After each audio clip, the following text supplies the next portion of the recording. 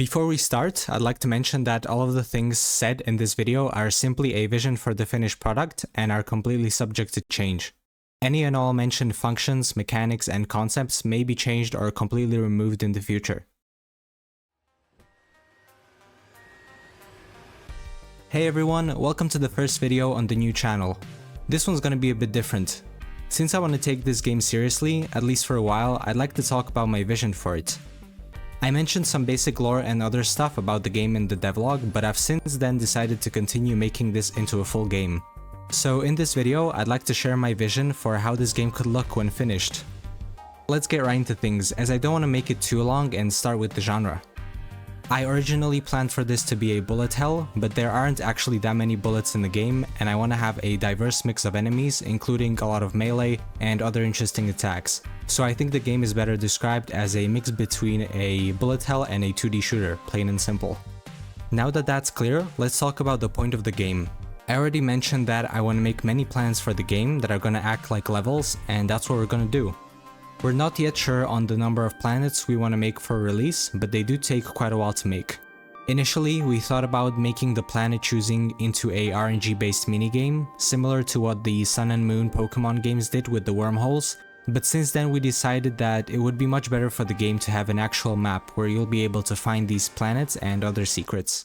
So one of the main goals of the game would therefore be exploration, and by implementing multiple systems, I'd like to encourage the player to find and beat all of these planets in the game in a completely unrestricted order.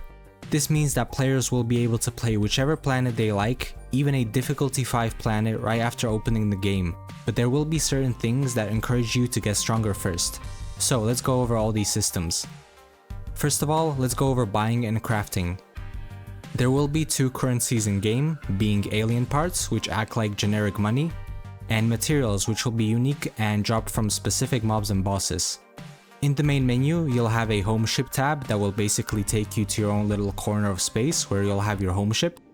Here, you'll do things like picking your loadout, crafting and buying other spaceships that will for the most part only act as housing for your NPCs. That's right, each planet will have an associated NPC, and after beating the planet, the NPC will move to your property as long as there's enough space. These NPCs will have a happiness level, similarly to Terraria for example, and based on their satisfaction, they will sell you a variety of items or provide some sort of buffs or other cool stuff. These NPCs are most likely where most of your money will be going. The extra ships that you'll be able to buy for them to live on will mostly be decorative, and they'll also act like small chill out corners where you'll be able to do fun stuff like play minigames or listen to OSTs. So let's talk more about materials and crafting. These will be used to upgrade your character, so you'll probably want to spend a decent amount of time farming for materials to get the upgrades that you want. There are 2 major things that you'll be using your materials for.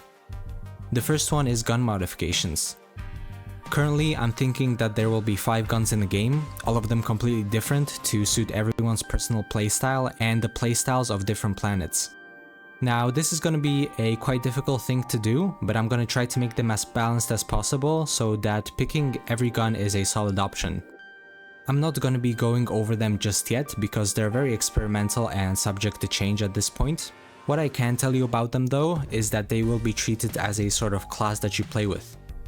Instead of sort of steroiding the base stats, the gun modifications will instead improve on the disadvantages of the gun, in order to not punish players that decide to stick with a single gun even though it's not optimal for the planet they are about to play. An example of this would be to have a sniper rifle, which would obviously be very good on planets that have elite mobs.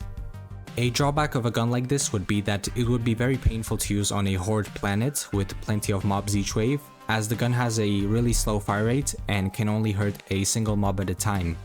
The objective of the gun mods would therefore be to make the sniper rifle into a more useful weapon in these kinds of scenarios.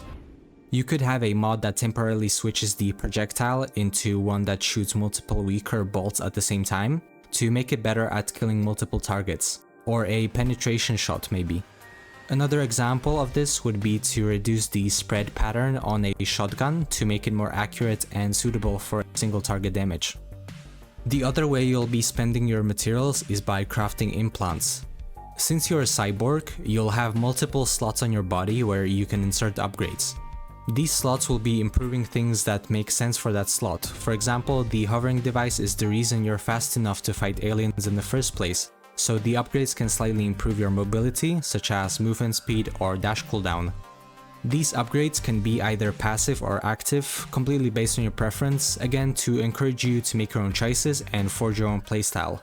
You can see a pattern here at this point. The way I'm trying to design the basic game loop and the systems in this game is for them to be as unrestricted as possible, while still providing some guidance along the way to the goal. And even though mission nutrition will generally be quite difficult, I want every single player to play the game exactly how they want to, regardless of their skill level. Now, all of this might sound cool in theory, but what actually makes my game special in the first place? Let me introduce to you a concept I've been referring to as level mechanics. Basically, most of the planets in this game will have a special mechanic in the form of a player interaction or an environment interaction, puzzle, a quick time event, and so on.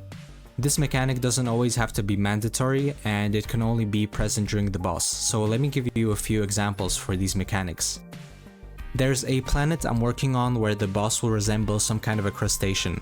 There will also be multiple pillars on the map which you'll be able to use as cover against projectiles. This boss will occasionally do a charge attack aimed at the player, and if you guide him to charge into one of the pillars, it will be destroyed and the boss will receive more damage for a short period of time.